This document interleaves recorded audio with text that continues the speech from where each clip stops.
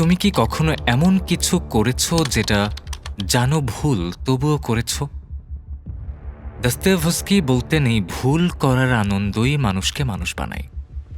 1860-এর দশকে দস্তয়েভস্কি এই প্রশ্নটা করেছিলেন।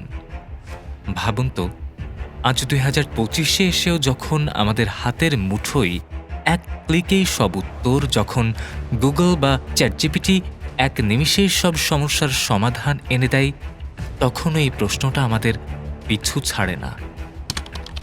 কেন আমরা জেনে বুঝে এমন কিছু করি যা আমাদের জন্য ভালো নয়?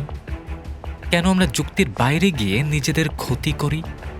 আজকের ভিডিওতে আমরা দেখব কিভাবে দস্তয়েভস্কির কালজয়ী উপন্যাস নোটস ফ্রম আন্ডারগ্রাউন্ড শুধু একটা বই ছিল না, বরং ভবিষ্যতের টোটালিটারিয়ান বিপদের এক গোপন ম্যানুয়াল ছিল।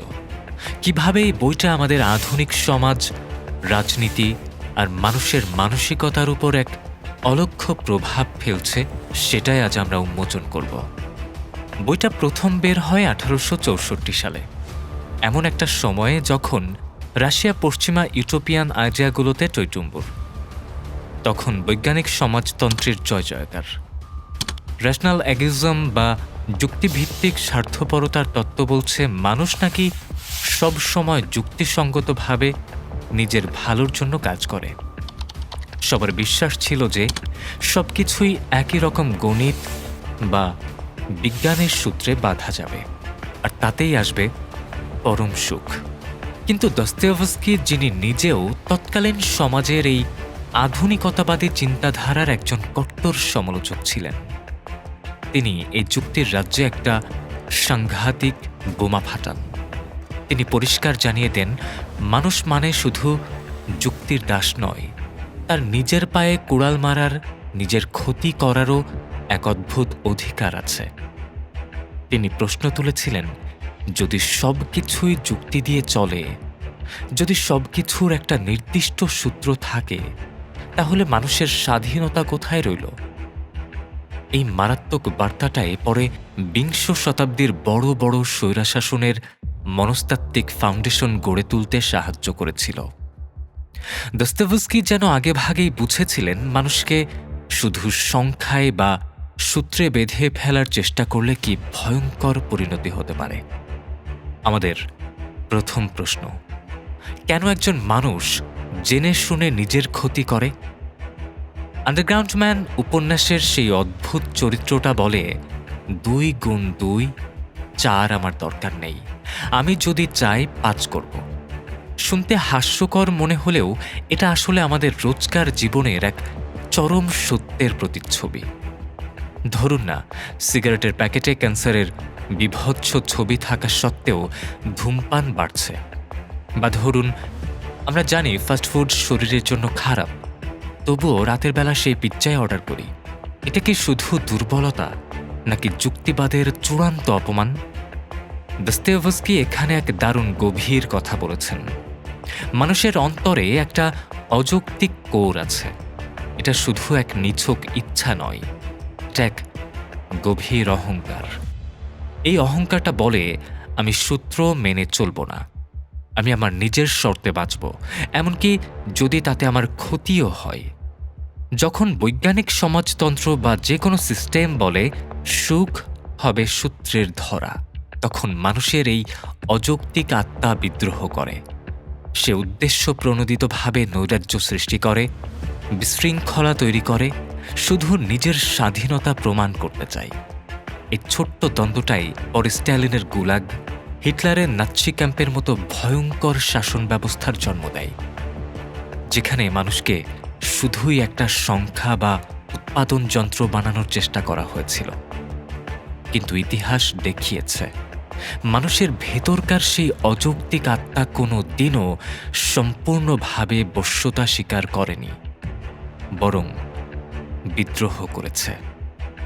এই বিদ্রোহই বুঝিয়ে দেয়, মানুষকে শুধুমাত্র যুক্তি বা উপযোগিতার নিক্তিতে মাপা যায় না। আমার দ্বিতীয় প্রশ্ন, মানুষ কি সত্যিই স্বাধীনতা চায়, নাকি চায় নিরাপত্তার কম্বল? যখন ন্যারেটর বলে, আমার সবচেয়ে বড় ভয় এই ছোট্ট ঘর থেকে বের হওয়া, তখন আসলে সে একটা গভীর কথা বোঝাচ্ছে। সে বলতে চাইছে অনেক সময় পরাধীনতা বা অন্যের উপর নির্ভরশীলতা খারাপ হলেও তাতে একটা নিরাপত্তা থাকে। যেমন এই ছোট্ট ঘরে থাকলে বাইরে বের হওয়ার কোনো চিন্তা নেই, কোনো ঝুঁকি নেই, কোনো সিদ্ধান্ত নিতে হয় না। কিন্তু স্বাধীনতা মানে দায়িত্ব নেওয়া। স্বাধীন হলে নিজেকেই সিদ্ধান্ত নিতে হবে, ভুল হলে তার দায়ও নিতে হবে। এ কারণে নিরাপত্তার কম্বল মুড়িয়ে থাকা অনেকের কাছে সহজ আর আরামদায়ক মনে হয়। তৎকালীন যুক্তিবাদী ইউটোপিয়ানরা মানুষকে ঠিক এই প্রতিশ্রুতি দিচ্ছিল। খাবার, বাসস্থান, কর্মসংস্থান, বিনোদন সবকিছুই এক নিখুঁত সূত্রে ঠিক থাকবে। তাদের একমাত্র শর্ত ছিল তুমি তোমাদের সব খামখেয়ালি, তোমার ব্যক্তিগত ইচ্ছা, তোমার অযৌক্তিক আকাঙ্ক্ষাগুলো ত্যাগ করবে। তুমি সিস্টেমের অংশ হবে, আর সিস্টেম তোমার সব দায়িত্ব নেবে। কিন্তু আন্ডারগ্রাউন্ড ম্যান জোর গলায় বলে, না, আমি নিজের ইচ্ছায় ক্ষুধার্ত থাকতে চাই। এ একটা না শব্দেই যেন জন্ম নেয় পরবর্তী শতাব্দীর সব টোটালিটারিয়ান যুক্তির গোপন বীজ। রাষ্ট্র বলে তুমি সুখে থাকো, তোমার চিন্তা আমি করব, তুমি শুধু আমার নিয়ম মেনে চলো। কিন্তু মানুষের অন্তরে একটা ক্ষুদে বিদ্রোহী জন্ম নেয়, যে চিন্তা করার অধিকারটুকু, এমনকি ভুল করার অধিকারটুকুও সে ছাড়তে রাজি নয়। এই দ্বন্দ্বটা আধুনিক যুগেও প্রবলভাবে বিদ্যমান। আমরা কি আরামদায়ক নিরাপত্তার জন্য আমাদের স্বাধীনতাকে বিসর্জন দিতে রাজি, নাকি স্বাধীনতার কষ্টকর পথ বেছে নেব যেখানে নিজের ভুলের দায়িত্ব নিজেকেই নিতে হয়? দস্তয়েভস্কি যেন অনেক আগেই এই প্রশ্নের মুখোমুখি করিয়ে দিয়েছিলেন আমাদের তৃতীয় প্রশ্ন, আন্ডারগ্রাউন্ড ম্যান কি আসলেই আমাদের এক প্রতিচ্ছবি? তার সেই চারিদিকে ঘোর অতি সচেতনতা, নিজের স্পষ্ট ভুল জেনেও সেটা বারবার করা, সামাজিক যোগাযোগে সক্রিয় থেকেও বাস্তবে নিষ্ক্রিয় থাকা, এই প্রোফাইলটা আজকের স্ক্রল জেনারেশনের কাছে বড্ড চেনা, তাই না? আমরা সারাক্ষণ নিজেদের নিয়ে ভাবছি, নিজেদের প্রতিটি পদক্ষেপ বিশ্লেষণ করছি, কিন্তু কাজের কাজ কিছুই হচ্ছে না। গবেষণা বলছে গড়ে একজন স্মার্টফোন ইউজার প্রতি ঘন্টায় ৮০ বারের বেশি স্ক্রিন চেক করে।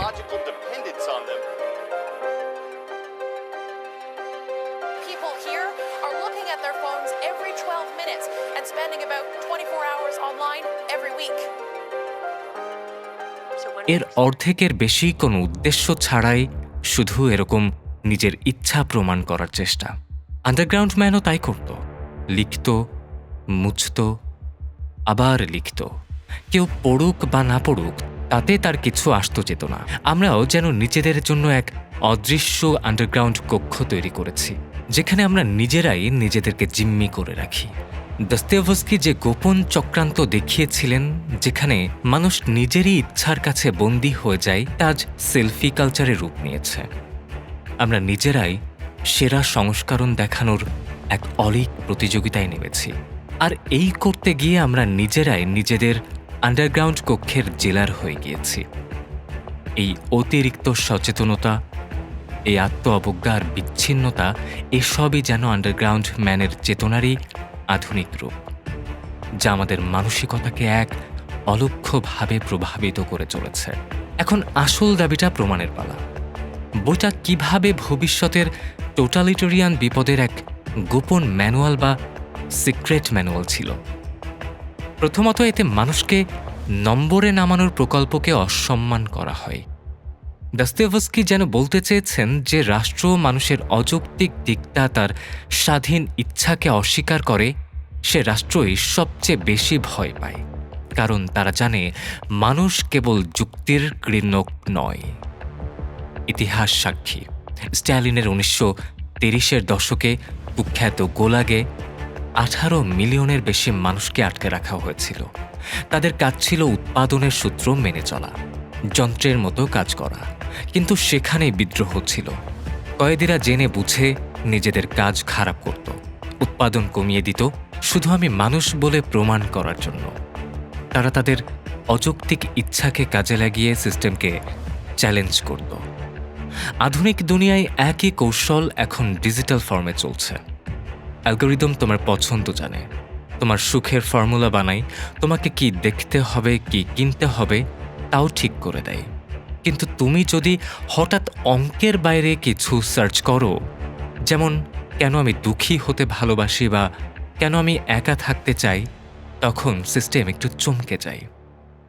এই চমকই দস্তয়েভস্কির সেই সতর্কবার্তা, যে কোনো নিয়ন্ত্রণই মানুষের অযৌক্তিক বিদ্রোহকে গোপনে আরও শক্তিশালী করে তোলে। মানুষের স্বাধীন ইচ্ছা, তার খামখেয়ালিকে পুরোপুরি দমন করা যায় না, বরং যত দমন করার চেষ্টা করা হয় ততই তা এক নতুন রূপে, এক নতুন পথে মাথাচাড়া দিয়ে ওঠে। দস্তয়েভস্কি যেন এই মনস্তাত্ত্বিক সত্যকেই শতাব্দীর পর শতাব্দী ধরে আমাদের কানে কানে বলে গেছেন, যা ভবিষ্যতের স্বৈরাচারী শাসকদের জন্য এক গোপন নির্দেশিকা হিসেবে কাজ করেছে। তাদের ব্যর্থতার কারণগুলো চোখে আঙুল দিয়ে দেখিয়ে দিয়েছে। তোমার কি মনে হয় নিজের মধ্যে সেই আন্ডারগ্রাউন্ড ম্যান চলাফেরা করছে? কমেন্টে এখনই লিখে জানাও। আমাদের শেষ প্রশ্ন, এই আন্ডারগ্রাউন্ড থেকে বেরোনোর দরজা কি? উপন্যাস কিন্তু কোনো সহজ উত্তর দেয় না, বরং বলে নিজের ক্ষতি করার অধিকার মেনে নাও, তাহলেই প্রথম স্টেপে স্বাধীনতা। শুনতে পাগলাটে মনে হলেও এটাই দস্তয়েভস্কির সেই চরম ধাক্কা। স্বীকার করো যে মানুষ অপূর্ণ। এই অপূর্ণতা স্বীকার করাটাই টোটালিটারিয়ান পারফেকশন প্রজেক্টের বিরুদ্ধে সবচেয়ে শক্তিশালী প্রতিষেধক। কারণ কোনো সিস্টেম চায় না যে তুমি অপূর্ণ হও, তারা তোমাকে নিখুঁত করে তুলতে চায়। ব্যক্তিগত লেভেলে আমাদের করণীয় কি? ইচ্ছার মাসুল গুনতে শেখো। যখন অনর্থক সময় নষ্ট করছো, সোশ্যাল মিডিয়ায় ঘন্টার পর ঘন্টা স্ক্রল করছো, তখন বলো এটা আমার স্বাধীনতা ব্যবহারের ট্যাক্স। অযথা নিজেকে দোষারোপ নয়, বরং টের পাওয়াটাই গুরুত্বপূর্ণ। সব সুখ, পজিটিভিটি, হাসি, কিন্তু জীবন কি শুধুই ইমোজির মতো? না, রাগ আছে, হতাশা আছে, কষ্ট আছে। এগুলো চাপা রাখলে ভেতরটা ফেটে যাবে। তাই শিখো নিজের সব অনুভূতি প্রকাশ করতে, ইভেন যদি এটা কারো অপছন্দও হয়। সাহিত্য পড়ো। গবেষণা বলে ফিকশন পড়া ব্যক্তিরা রিয়েল লাইফ মোরাল ডিলেম্মায় বেশি নুয়ান্সড ডিসিশন নেয়, অর্থাৎ তারা জটিল পরিস্থিতিকে আরও গভীর, আরও সূক্ষ্মভাবে বুঝতে পারে। সাহিত্য আমাদের অন্যের জুতায় পা গলিয়ে হাঁটতে শেখায়, যা আমাদের মানবিকতা আর সহমর্মিতা বাড়ায়। সংক্ষেপে, নিজের মধ্যে ছোট ছোট অযৌক্তিক জায়গাগুলো বাঁচিয়ে রাখো, তাহলে কোনো বড় অযৌক্তিক রাষ্ট্র বা সিস্টেম তোমাকে কিনতে পারবে না, তোমাকে তাদের ছাঁচে ফেলতে পারবে না। এই ছোট ছোট বিদ্রোহগুলোই তোমাকে মানুষ হিসেবে স্বতন্ত্র রাখবে।